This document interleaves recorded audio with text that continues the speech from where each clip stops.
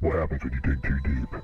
My name is Jason Cataldo. In 2019, while investigating the ritualistic gang rape and murder of a local girl, which was covered up by police, I stumbled on one of the greatest conspiracies in human history. Since then, I've been receiving death threats online and in person. When I know people are killed to keep hidden. This channel is the only thing keeping me alive. This is Destroyed.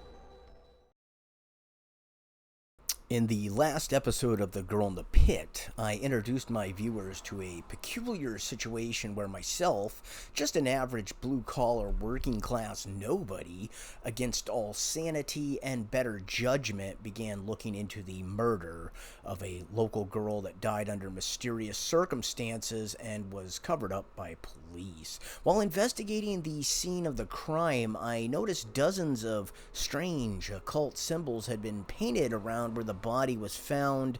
The most prominent of these sigils was the sign of the Archangel of Death, Azazel. It is written in the book of Enoch, chapter 10, verse 8, and the whole earth has been corrupted through the works that were taught by Azazel. To him ascribe all sin.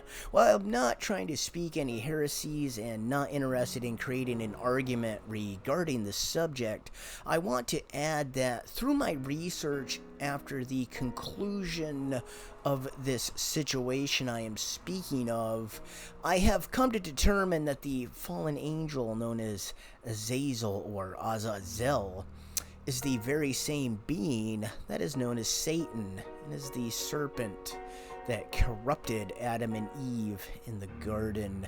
I will further develop this topic in later episodes, but for now I want to move forward with what I experienced firsthand. I mentioned in the last video that I had photographed the various glyphs and sigils that were painted around the pit the girl had been found in. I am sure that several of you were wondering while watching the last episode why I did not post these photos in the footage. This is an entire story unto itself that is far too complex and would simply take up too much time to explain, so I'm going to encapsulate it as succinctly as possible in order to move the main narrative forward. I am taking some liberties with these events, and that is simply for the space of time. I am trying to focus on the main events of the situation, and while this one does contribute to the train wreck nightmare of the main series, I really don't want to get into this too deeply. It causes a lot of emotional pain for me. Anyways, a few weeks prior to the investigation, I had met a college-aged woman online and had begun a casual relationship with her. At the time, I was rather curious to why such a beautiful woman about half my age was interested in a poor, working-class man like myself, but I did not question it too much, as I was just enjoying her presence. She would often make claims that she was a part of a coven of witches, and her family worshipped chaos as God. At the time, I just thought she was, slightly mentally ill, but now I know the truth, and that truth is magic is most definitely real and absolutely disgusting. More on that in future episodes, if I'm not murdered before I have a chance to tackle that topic.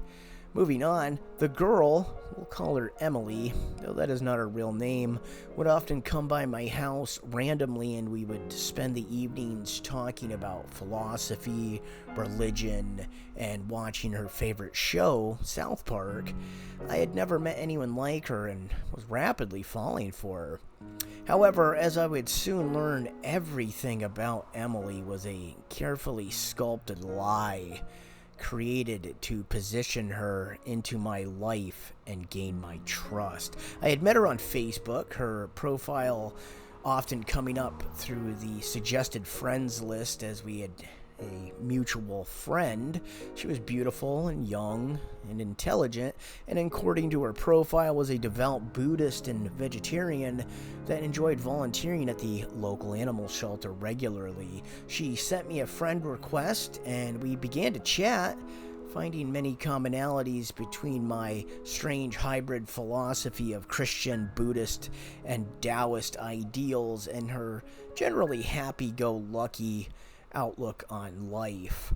I eventually came to learn from her that her father was an associate professor at Notre Dame and that she had had an unnatural obsession with him. Though I never pressed this matter, I eventually came to the conclusion that Emily and her father had been engaging in sexual relations since she was a child, and that Emily was in fact a Satan-worshipping witch from a family of Satan-worshipping witches and warlocks who had created an entire false identity with the end goal of keeping an eye on me. I'm not even sure if what her quote-unquote real name was even her real name. I don't know. Everything about this girl turned out to be a lie. I know this sounds like the ravings of a paranoid schizophrenic at this point, but oh, just wait. Things are going to get so batshit insane that this situation is going to seem absolutely trivial in comparison. I had attempted to get Emily involved in my amateur investigation into Karen, the homeless girl's murder, but she would always repeat, "You should just mind your own business and leave this alone," whenever I would talk about the subject. She was young and she was seeing other men, which I had no problem with that at first, assuming that they were, young guys in their 20s, from her age group. I didn't care about that. However, I would come to learn that she was actually an associate of the very gang that I had suspected of having been involved in the murder of Karen, the homeless girl found dead and dripping with semen in a pit inside an abandoned building where the resident squatters I interviewed would claim was being used for human sacrifices. With enough of the backstory laid forth, I can now move on to my original reason for mentioning any of this in the first place. Those of you with a sharp memory will recall that I went off onto this tangent explanation as a means of providing context for the reason why the photos I took of the crime scene and the strange satanic symbols surrounding it were never posted in the first episode. The reason Emily stole my phone the night I came back to my apartment before I had the chance to upload them online. She was a plant the entire time. She was literally there only to keep an eye on me. Roughly a year later, I would find out that Emily was actually a prostitute from Indiana who had been selling her body since high school to pay for her various drug habits and to further herself in this sick coven of fallen angel worshipping witches. She had apparently been hired by whatever group is pulling the strings behind this entire situation with the specific intent of stealing from me the evidence I had gathered over the last decade that would prove that the New World Order conspiracy is real, and in actuality the great work of the Bricklayer fraternal organization that has in secret been working to enslave the entire human race and return the planet to the horrific nightmare empire of devils that existed before the flood, the golden age of Atlantis. Before I continue, I wanted to share a small bit of my research into Atlantis and the origin of its name. You're not going to find this in any Graham Hancock book about the antediluvian world. The word Atlantis comes from the root Atlas, the same being that is mentioned in Greek and Roman paganism as bearing the weight of the world on his shoulders. However, my research indicates that the entire myth is a manipulation of the truth and that Atlas is actually another name for Azazel, the Archangel of Death. Atlantis was the empire of Nephilim, where human beings were nothing more than sex slaves and food. Yeah, I said food for these fallen angels and their hybrid offspring. I know this is a hard pill to swallow, but you have to listen to me. You seriously need to wake up and understand that nearly everything we have been told in school has been a carefully sculpted lie intended to take away from humanity the most valuable commodity in the universe. And that's your soul. Literally, your soul. This is a war for souls. And through my investigation into the death of a seemingly unimportant homeless girl, I would find myself thrust into the middle of some strange ancient war between the forces of good and evil, with myself being sorely equipped to deal with such insanity.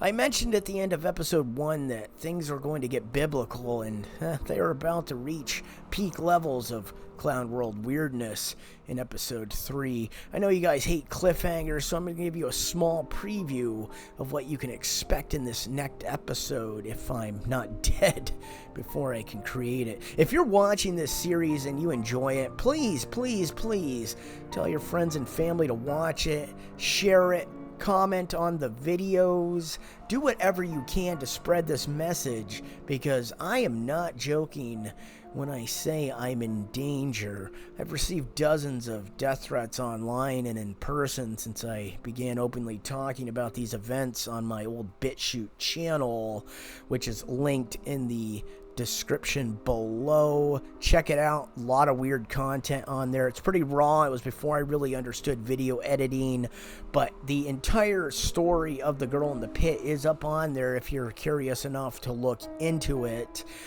The more people that become aware of my channel, the greater the risk of making me into a martyr becomes, and it lessens the possibility of me being murdered before I have a chance to actually tell my entire story. And I feel that the last thing these beings need is someone that people can look to, that can provide hope and faith in this coming era of the Luciferian world state spoken of by John of Patmos in the book of Revelation. I know people hate hearing this, but I'm fairly certain that this is the end of the world, unless we stop it before God is required to let loose the judgment of fire on us all. In the next episode, things are going to pick up rapidly as I return to the pit to rephotograph the crime scene and satanic symbols, only to have some sort of entity possess me, literally possess my body and mind, and cause me to scream out loud. In 2 weeks' time, I will see the enemy of mankind at this very spot. 2 weeks later to the day, on March 9th of 2019, I would stand face to face with a white-skinned giant. It was Azazel, the Archangel of Death.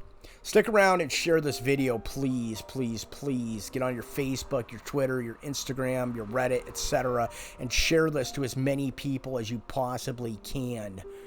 What is happening needs to be stopped. We are all going to be enslaved by the Nephilim, by the fallen angels. They are going to portray themselves as being aliens. That is utter bullshit. Also, remember, if my channel vanishes, which it likely will, you can keep up with the series on my website, www.doucheworldorder.fun, and the backup at www.douchecoded.com. Thanks a lot for your time, everybody. You have a great day. See ya probably around next Friday for episode 3.